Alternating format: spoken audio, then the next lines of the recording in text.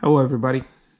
Today let's take a look at a 2019 and a 2020 Lincoln Continental brochures that I got. And it's kind of interesting because I got them by actually requesting a brochure online, and look what they wrote here.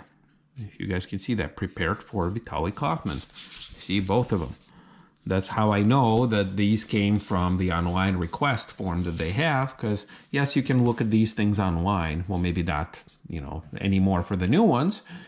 But for the older ones, yeah, you had an option to view or request. And I've always been a sucker for these brochures. So I've requested, obviously, for my, for the cars that I'm interested in. Now, got the 2019, 2020. Want to cover both of them in this one video because I can't see there being much different between one from the other. So let's obviously look at the 19 first.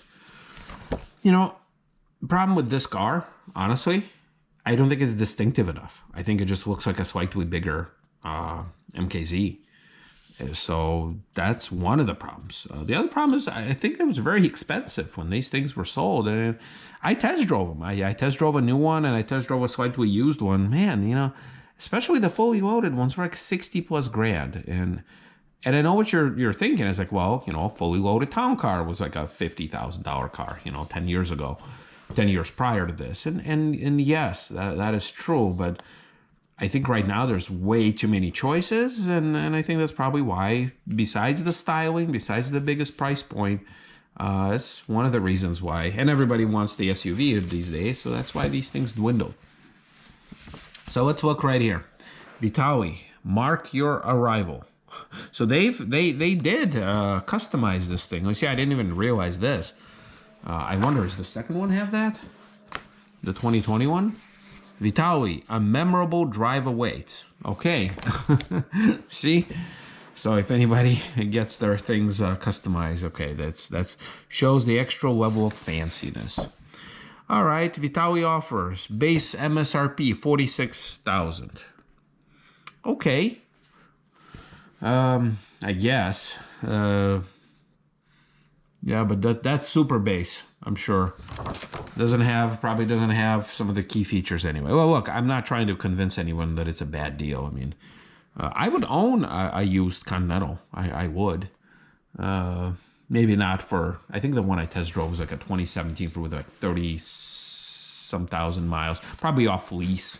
And then they wanted about 36,000 for it. So, and it wasn't a fully loaded one either. So anyway, yeah, the styling, I think they could have done a better job, honestly. If they would have made it a little bit more distinctive, I think they would have maybe sold a few extra. Now those seats, I sat in plenty of Continentals. I got plenty of videos on those. Yeah, I mean, they're fine. The interior is upscale enough. Those seats, especially in the higher up models where you can move them 80 different ways. Yeah, I mean, they're fine. Your personal sanctuary. Okay. The heads-up display. I think actually the one that I test drove did not have that. So, you got to add an extra package for that. And another thing, this is their flagship, or this was their flagship. Yeah, they should have made something more distinctive, I think. I'm not saying the town car was very distinctive as its former flagship, but, when you're competing with a lot of other car brands, don't know how well that's going to go. Well, we know how well it's going to go. It doesn't go so well. Yeah, that's it. So, yeah, it's big thing, it's door handles. Yeah, they're cool, but I don't know if it's a selling point of the car. And what do they have? Continental Select, and Continental Reserve. So I wonder if the Black Label ones, now I'm wondering, the Black Label ones probably have a different set of brochures, because they don't not mention here anywhere. Speaker grills, the interior kind of. I mean, once again, I like the Continentals, but I don't know if I would ever own one.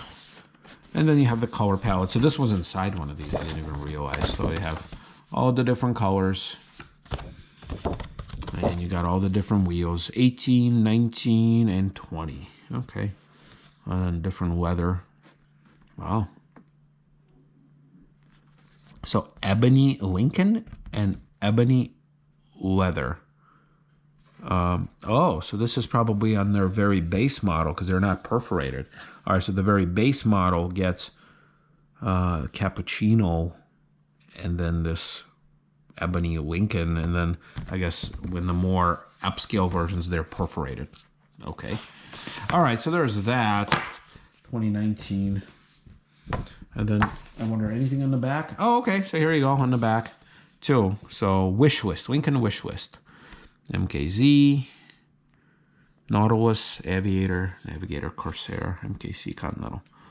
Okay, so yeah, they had a much fuller lineup. 0, 0, 0. Everything is 0. Okay, let's look at this Continental. So 2020, once again, a year gone by. I wanted to request another one of these brochures. Let's see what changes. So it's good that they are, you know, they're not reusing the same picture. So they did take new pictures. It's good. Bolt performance. The engine, you know, when I test drove it, they drove fine, you know, with the V6. Pretty potent stuff. I didn't complain of, you know, lack of power. Yeah, I mean, I don't think they've changed anything. That's a different story from 19 to 20. Because I think they knew that they would, you know, discontinue it. Whoa. Oh, another one of those color things fell out. So I didn't realize they included it. Well, it's the same thing. I don't think there were any differences, although we can compare. We can compare and contrast. No, there are no differences. Nope. Okay, so what do you got? Oh, okay, so here they are putting in all the different controls for these seats. So this is like the fully loaded one, or at least optioned with that option. Okay, and here you go. Yeah, nice and thin, and here we go. So they did reuse one picture. It's okay. No shame in that. And then yeah, so here you go. And once again, so here they did it a little bit differently. So it's interesting. So how many cars they have? 1, 2, 3, 4, 5, 6. 1, 2, 3, 4, 5, 6, 7. So what did they get rid of? All right, MKZ is here. Nautilus, Aviator, Navigator, MKC. Oh, okay, so they got rid of the MKC. So it's, I guess at some point they had MKC, and then here is the Corsair, and then there's no Corsair here. So yeah, so they've reshuffled, so they discontinued. All right. And then there's another thing, looking at this. Look how similar these are. Like, from a distance, you can't tell this Continental from this MKZ. At least I can't. And kudos for them for, you know, naming the Corsair and the Nautilus, right? Start giving them names. That's okay. But once again, they are so similar where I'm having a very hard time telling Nautilus apart from Aviator and apart from Corsair. Or at least this Nautilus from Aviator. You know, just look at them. Look how similar these things are. You know, same thing, MKZ Continental. Well, yes, I know one is bigger. Okay, I get it. So, you know, small, medium, large, extra large. But why? Why do that? Just give them a little bit different style. All right, everybody. We'll see ya.